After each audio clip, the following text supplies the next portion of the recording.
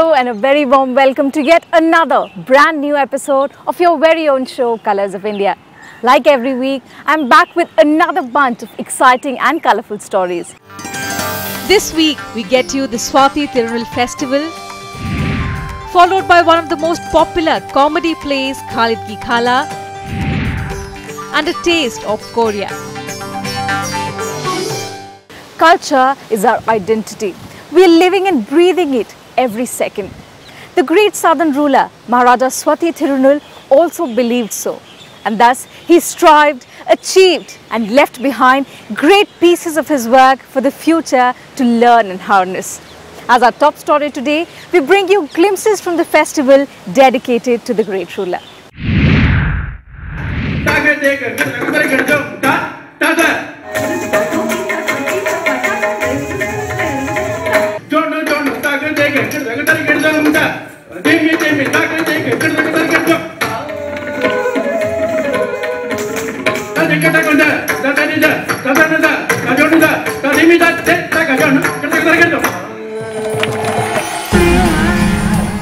He was the most celebrated ruler of Travancore, fondly called a prince among musicians and a musician among princes.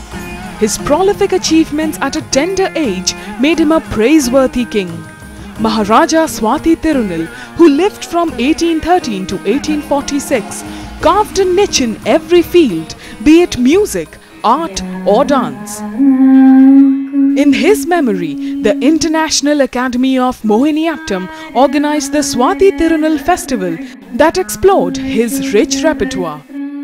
Literary contribution towards dance and music by one single person. So that has to be celebrated. So I thought, as a dancer coming from Kerala, from the land of Swathi Thirunal, I thought it was my duty to give something back to the society, hence enriching his contributions. We celebrate his compositions by dance, music and innovations also through, like, go beyond the boundaries but not beyond the frame of the art form, but still experimenting and exploring and innovating.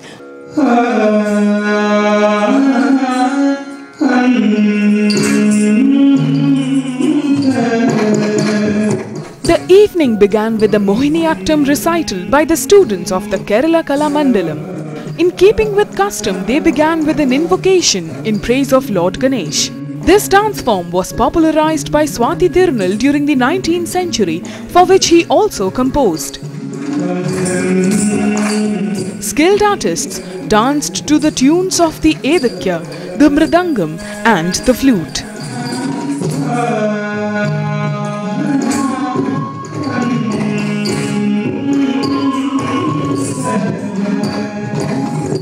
It was absolutely wonderful to see three varieties of dance on the stage simultaneously, one after the other, and each so spectacularly, incredibly fantastic on its own. It was difficult to compare one with the other. If you ask me which was the best of the three, I wouldn't have an answer, because each in its own space, the own way it was done, was 100 out of 100. And the colors, the movements, the professionalism with which it was done, it brings out the beauty of India, the culture of India, not just from one spot, but from all over. And that, I thought, made this function extremely special.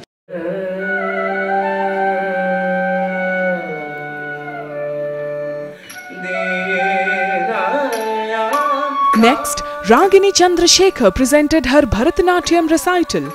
S. Shankar was on the Natuvangam, M.V. Chandrasekhar on the Mridangam, Rajat Prasanna on flute and K. Venkateshwar on the vocals.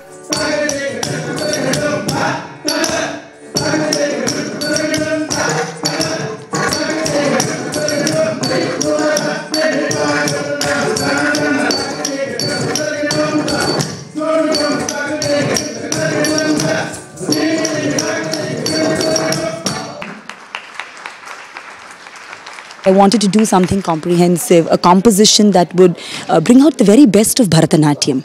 So, which includes, of course, the pure dance, which is the Nritya and the Abhinaya elements.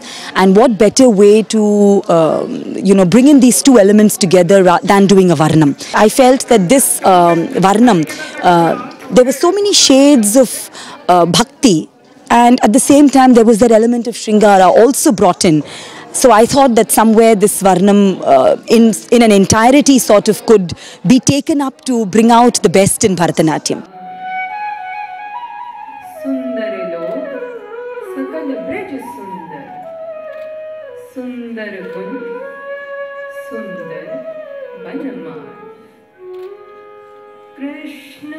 Malati Sham presented a unique Kathak presentation. Fluid and graceful movements to the tunes of the tabla, sarangi and flute.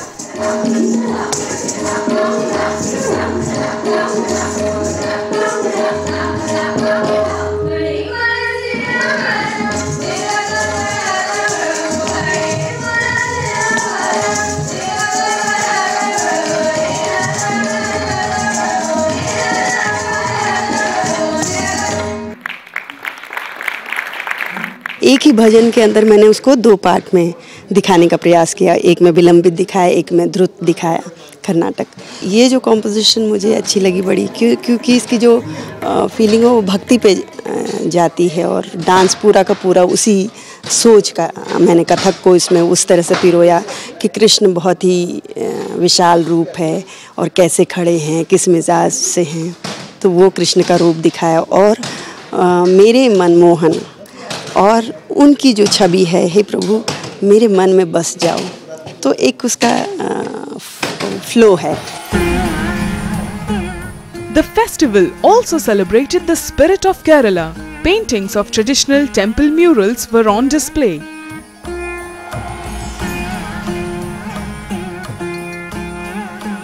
The event underlined the importance of unity and the need to nurture it to its beautiful vibrance.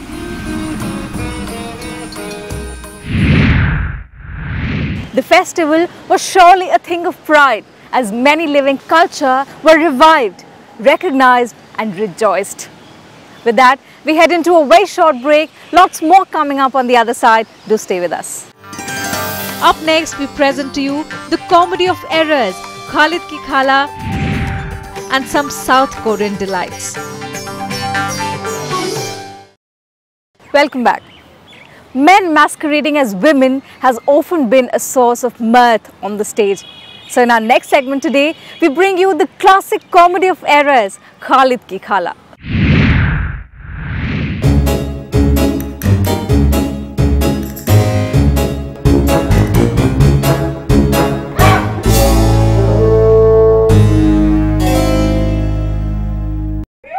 The NSD's Repertory company is back with the laugh riot, Khalid ki Khala. The classic comedy has been adapted by Begum Qudsiya Zaidi from the English play Charlie's Aunt, penned by Thomas Brandon.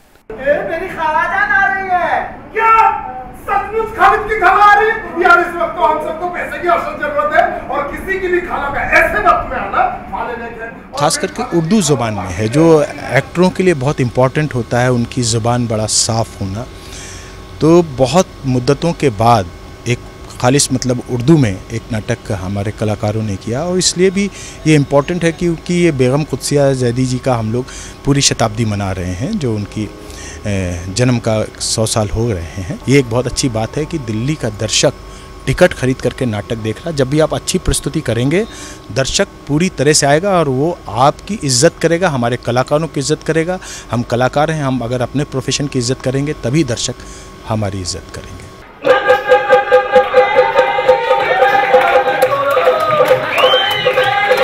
The play has 3 college boys growing up in a conservative society that frowns upon any casual mixing between boys and girls. The escapades the boys go through to profess their love to the objects of their infatuation leads to many hilarious situations.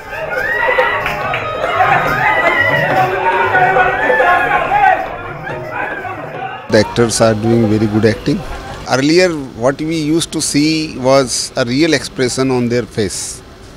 They used to sing, they used to play, they used to give maximum impression by their face. Here they have to actually act. So some difference is there, but with the change of time and all these things, I think they are doing their best. मुझे वो 70s की फिल्में याद आ रही, 70s नहीं 60s की फिल्में याद आ रही है, पर अब मुझे समझ में आता है कि वो इंस्पिरेशन कहाँ से आया होगा. डेफिनेटली जिस तरह से डायलॉग डिलीवरीज वगैरह इस प्ले में हुई हैं, मुझे लगता है वहाँ पर वो इंस्पिरेशन बना होगा.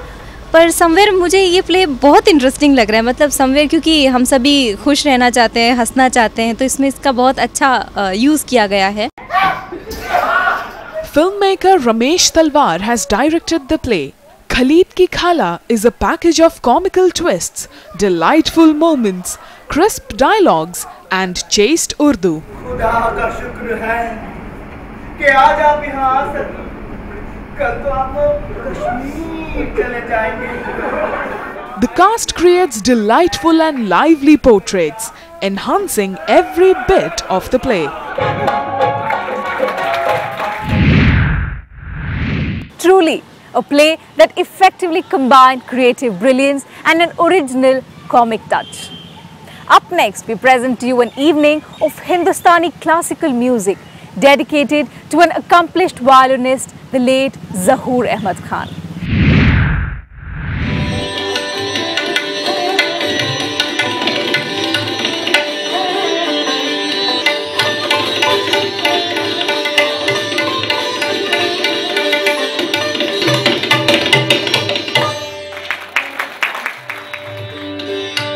In the pantheon of Hindustani classical music, the Delhi Gharana occupies one of the most prominent places in North India. Many big names are associated with the school, but some, like Zahoor Ahmed Khan, never got the credit they richly deserved for their contributions.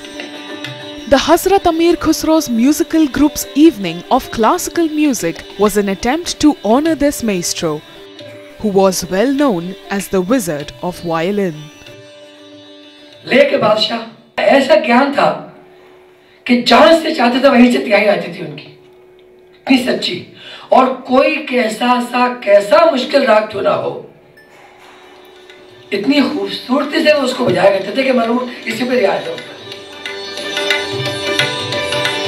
Sudeep Rai opened the evening with a virtuoso performance on the sitar. A student of Pandit Devabrata Chaudhary, Rai presented the evening raga Bhageshri, accompanied by Ziauddin Ahmed on the tabla.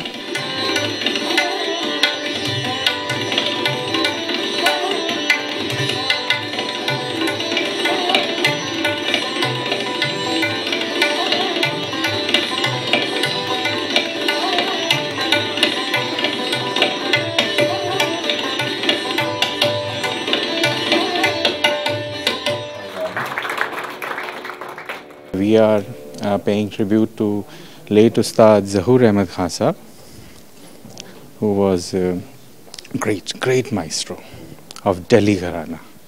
So this concert is specially to pay tribute. So we as an artist, it's a Swaranjali.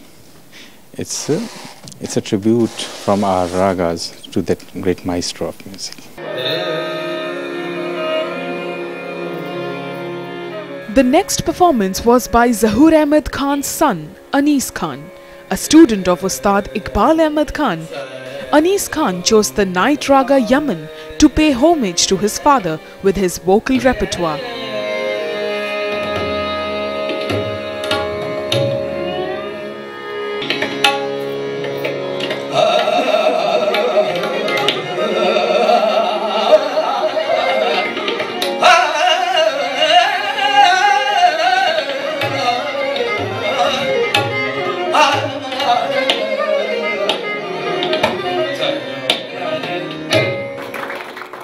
बहुत ज़रूरी चीज़ है गुरु शिष्य परंपरा जो है, और वो आज से नहीं काफ़ी टाइम से हिंदुस्तान में चली आ रही है.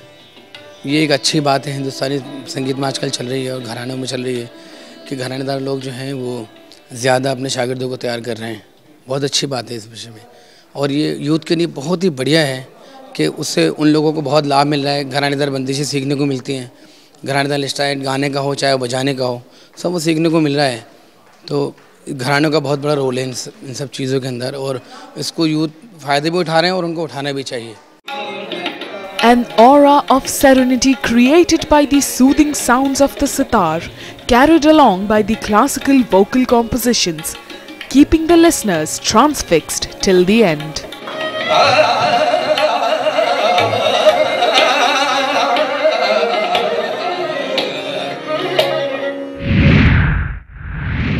Yet another shining example of the Guru Shishya Parampara, a tradition that seamlessly passes on the cultural traditions from the old to the young.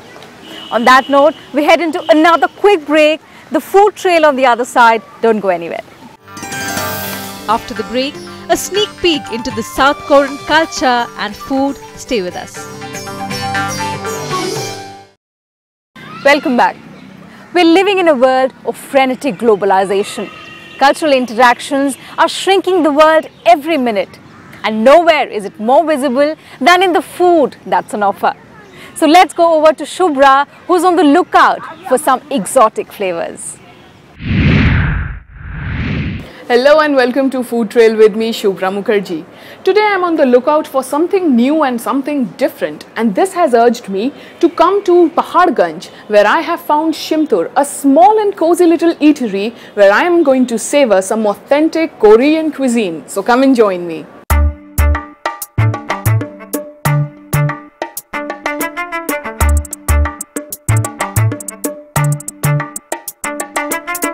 Delhi's Paharganj, a backpacker's paradise.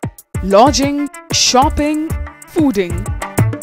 You can get almost anything here at affordable prices. Back in the medieval ages, under the Mughal rule, the place was known as Shahaganj or the King's Market.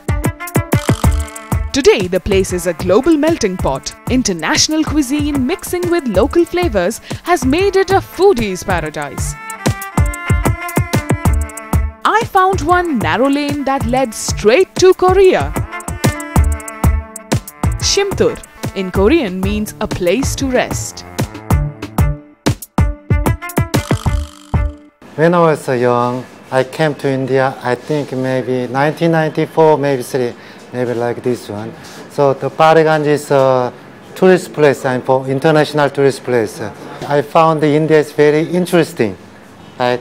So maybe I just and then I traveled at the time maybe almost 6 months around India. And 1997 I come back again, and then I just also 6 months more. And then at that time I think maybe if I maybe settle down maybe foreign country, it will be India. A traveler himself, Chang has been living in India for the last 10 years. The impressions from his journeys dot the room. They are present in the wood and bamboo decor, the tribal paintings, the works of art. This old bookshelf has Korean graphic novels, along with travel guides and classic literature. And the serenity of the room is reflected in the cuisine, simply presented in satisfying portions. We have in Korea maybe more than maybe 500, 1,000 Korean menus. Korean food is like natural. And then we have any kinds of vegetable main menus, maybe there's pork and noodles. There's so many kinds.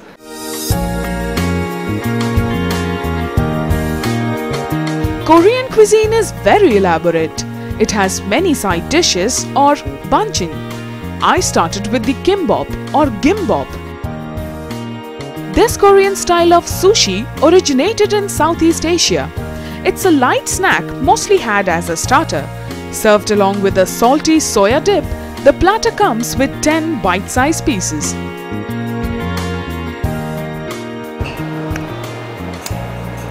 Now I've just tasted over here the kimbap or the Korean style of sushi, and I must say it's a very simple dish.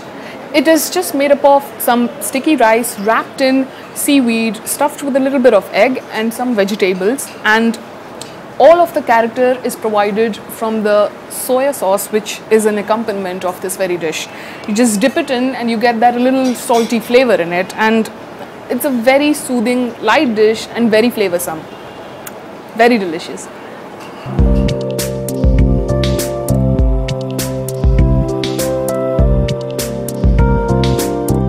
Korean cuisine is also famous for its noodle preparation, and mostly the noodle preparations are in the form of soup. So over here I'm served a typical style of Korean soup but noodle based.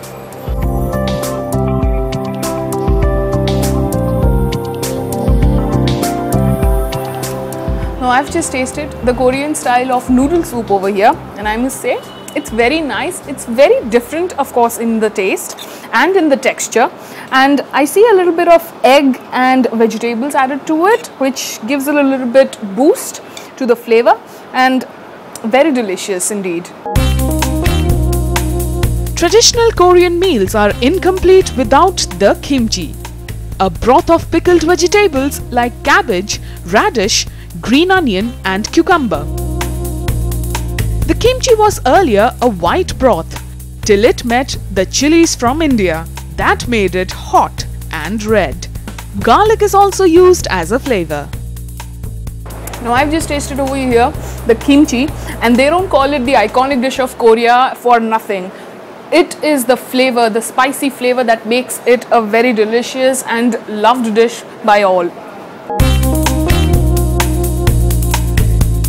Rice is staple to the Koreans. They serve it with pickled vegetables, eggs and a spicy Korean cabbage mixture. It's all part of banchan. There are many non-vegetarian dishes as well. I chose a pork preparation in spicy sauce along with sticky rice. Now I've just tasted over here the spicy pork curry as a part of my main dish, and I must say it's very delicious. It's not at all that spicy, but the pork is very succulent and tender, and it just goes very well with the sticky rice. The flavors of the pork infusing with the sticky rice, and it's just nice, and it has a lot of vegetables with it, which gives it that little extra crunch. The one thing that is very striking and interesting about Korean cuisine is the amount of side dishes that a particular dish is served along with. So as I am heading back to relishing my very many side dishes over here, it's over to you, Teena. Now that is quite a culinary voyage. With no extra charge for the food, the ambience and the cuisine are a treat you cannot afford to miss. And that's all we have for you in this episode of Colors of India. We'll see you same time next week with another bunch of exciting stories. Until then, goodbye and take care.